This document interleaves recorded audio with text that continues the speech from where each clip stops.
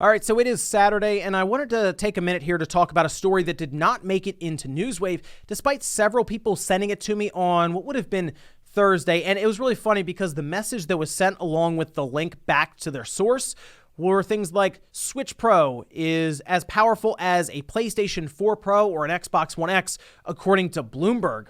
And I was surprised. I was like, Bloomberg's really saying that this Switch revision is going to be on the same level as a PlayStation 4 Pro? Well, I went through and I checked out the link that was sent to me, and after looking more and more into it, I realized there's just not a lot there, to be honest. But then I noticed that a lot of articles were popping up around it. People on Twitter were talking about it, forums, there were videos popping up. So I figure we'll go back. We'll take a look at what exactly is going on here, because it does very much remind me of the usual build up to new hardware. Guys, if you enjoy these videos, make sure that like button helps out a ton. And if you're new to the Small channel, make sure you subscribe down below.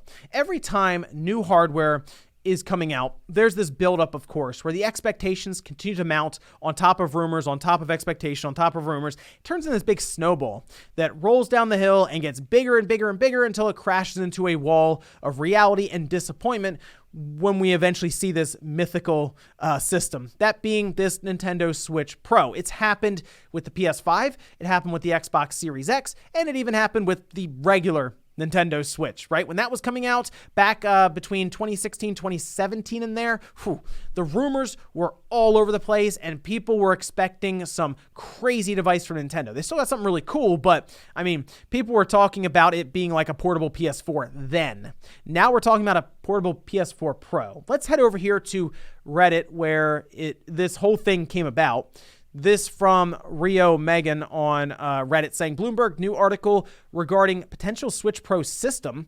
Bloomberg posted a new article. It's locked for terminal subscribers, so link may not work unless you're signed in, discussing a new potential Nintendo Switch Pro revision. So what is terminal subscribers? Well, it's part of Bloomberg that appears to be more or less something that I guess large institutions, analysts, anything in the financial sector where companies would be able to use some of the research that's gathered to work to predict the financial side of things with companies. There's a lot of articles written that is kind of locked behind a paywall of $2,000 per month or $24,000 per year, which, hey, to some of these larger companies and institutions, that's a drop in the bucket for really the research and insight that's provided here. So obviously when a Switch Pro article pops up, a lot of us aren't going to be able to go back and check it. In fact, it was actually pretty difficult to figure out what was said in this article because a lot of people don't want to give up the information, mostly because I'm sure there's a lot of security stuff around that, and I get it. But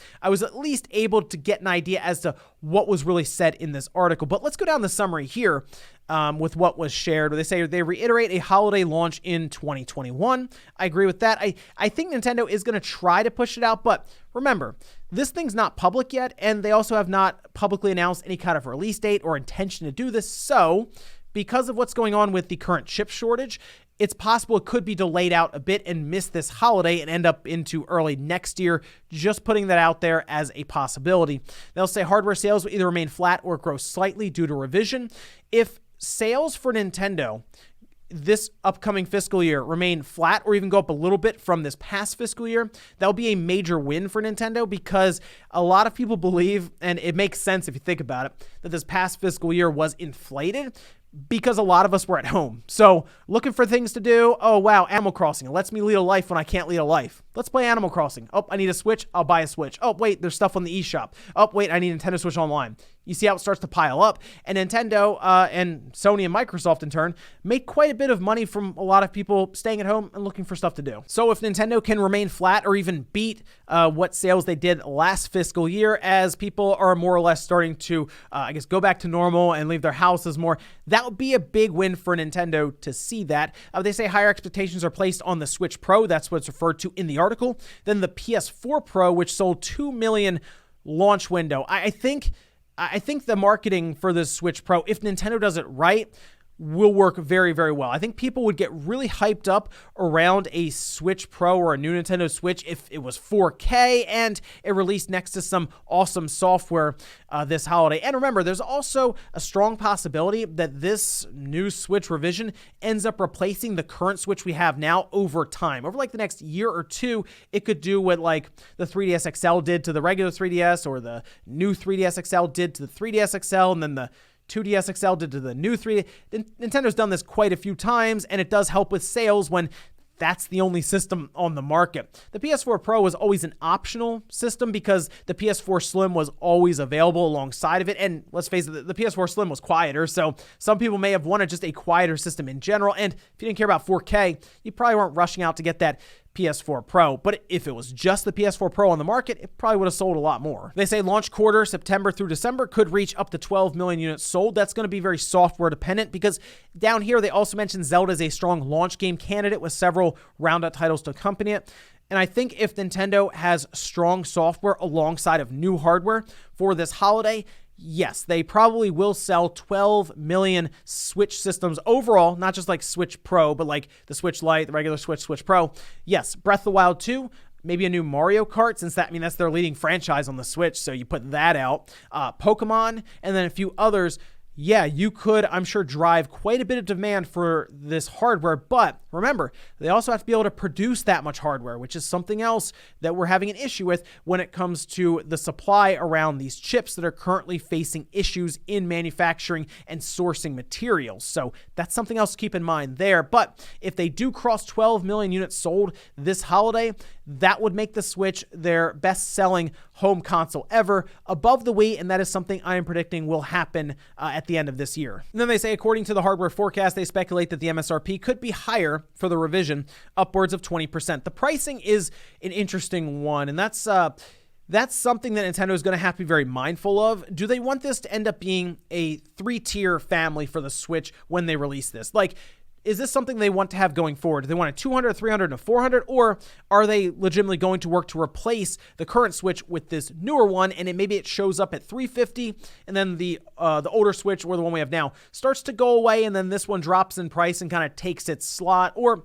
maybe Nintendo is serious about releasing a premium Switch model, and they price it accordingly at 400, and it just sticks around alongside of the Switch Lite and the regular Switch. Here, though, 20%, that'd be about $350 to $360, and I'm kind of on the side of $350 for this revision when it shows up. And you know what? Looking at this summary, I pretty much agree with all of the bullet points here as we were going through them, which is why I was a little caught off guard by the last one, where it says the performance of this revision is expected to be in line with the PS4 Pro and Xbox One X. So we kind of stop and think about that for a second. Okay, so the Switch is going to be a 4.2 teraflop to 6 teraflop hybrid system that runs off of current battery technology and still fit in that same kind of form factor. I mean, like, how big do we want this system to really be, right? So I saw that. I said, that doesn't really make a lot of sense right now.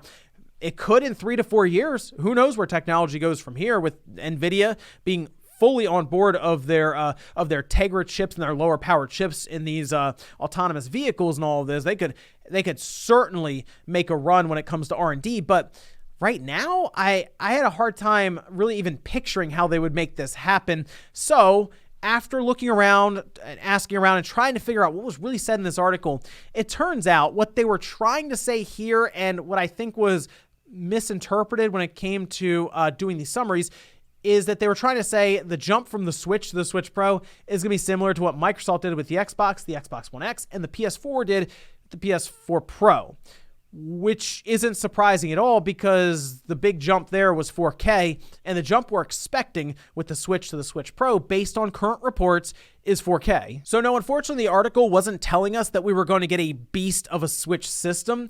It's just telling us that there will be added benefits and that the system will be stronger and more capable than the current Switch, something we're all expecting since there have been talks around some sort of upscaling technique, which could be DLSS, hard to say there, to 4K, and that it would be using a new system on a chip. And there have been talks about the Tegra X1 maybe going out of production this year as they work in this newer chipset. So it actually didn't really have anything new in terms of information outside of some of the financial details. 12 million units, staying flat, or maybe a bit of an uptick in terms of revenue overall, competing to last fiscal year, and maybe Zelda Breath of the Wild 2 out this holiday, which would be massive in terms of sales. But it was interesting to see that all of this came from that one line there that I feel like if we could have gone and looked at the article like on demand without a $2,000 paywall, probably would have been like, oh, that's what they were trying to say, okay, and just kind of move along from there. But it just goes to show you like the hype and the expectations and the rumors